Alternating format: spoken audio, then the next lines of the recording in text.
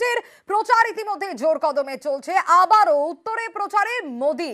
আজ ধূপগুড়িতে মোদির জনসভা রয়েছে এবং জলপাইগুড়ির প্রার্থী জয়ন্ত রায় তার সমর্থনেই সভা। কখন থেকে সভা, শেষ মুহূর্তের প্রস্তুতি কিভাবে চলছে, গোটা বিষয় নিয়ে জানার চেষ্টা করব পার্থর কাছ থেকে। পার্থ আমাদের প্রতিনিধি রয়েছেন আমাদের সঙ্গে। পার্থ, আবারও উত্তরে প্রচারে মোদি এবং ধূপগুড়িতে মোদির জনসভা, এই মুহূর্তের ছবিটা।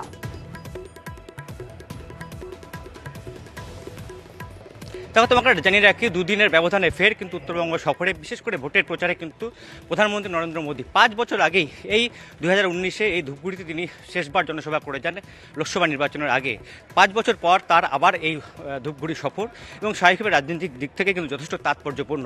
কারণ আমরা জানি দুদিন আগে যখন কোচবিহারে তিনি নির্বাচনী জনসভা এসেছিলেন, সেই সময় একদিকে যেমন মুখ্যমন্ত্রী মমতা বন্দ্যোপাধ্যায়কে বেঁধেছেন, পাশাপাশি রাজ্য সরকার কিন্তু একাধিক ইস্যুতে সিএ থেকে শুরু করে উন্নয়ন এবং এমনকি দুর্নীতি ইস্যুতেও কিন্তু তিনি বিদায় গেছেন, আমরা দেখেছি।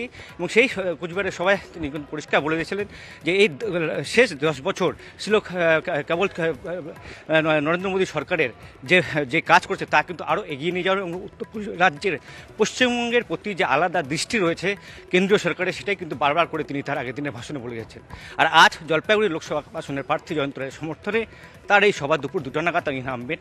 ঠিক আমরা যে মাঠে দাঁড়িয়েছি তার উল্টো দিকে কিন্তু হেলিপ্যাড করা হয়েছে এবং ওখানে নেমে তিনি জাতীয় সড়ক ক্রস করে ঢুকে যাবেন এই যে মঞ্চ তৈরি করা হয়েছে ধূপগুড়িতে। ঠিক ধূপগুড়ি ঢোকার মুখেই বিশাল মাঠ, সেখানেই কিন্তু তৈরি করা হয়েছে। ইতিমধ্যে কিন্তু শেষ মুহূর্তের প্রস্তুতি প্রায় শেষ। কিন্তু শুধু মোদি তো আসবেন, সেই সঙ্গে থাকবেন কিন্তু জলপাইগুড়ির প্রার্থী জয়ন্ত রায়, আলিপুরদুয়ার কেন্দ্রের প্রার্থী মনোজ টিগ্গা, পাশাপাশি অনন্ত মহারাজ তারও আসার কথা রয়েছে, নিশীথ প্রামাণিক আসার কথা রয়েছে, জন বার্লা তারও থাকার কথা রয়েছে, রাজ্য সভাপতি বালুরঘাট আসনের প্রার্থী সুকান্ত মজুমদার তারও কিন্তু আসার কথা রয়েছে। কখন এসে পৌঁছবেন তারা, কি জানতে পারছো? উত্তরবঙ্গ দেখো, দুপুর 2টা নাগাদ কিন্তু প্রধানমন্ত্রীর হেলিকপ্টার নামবে, ঠিক যেখানে জনসভা করা হচ্ছে তার ঠিক উল্টো দিয়ে কিন্তু হেলিপ্যাড করা হয়েছে। তার আগে বিশেষ বিমানে, বায়ুসেনার বিমানে তিনি নামবেন আমাদের হাসিমারাতে। যেমনটা বলছিলে, অবশ্যই আমাদের নজর থাকবে এবং আপনাদের জানিয়ে রাখি জলপাইগুড়ির প্রার্থী তার সমর্থনেই আজকের এই সভা।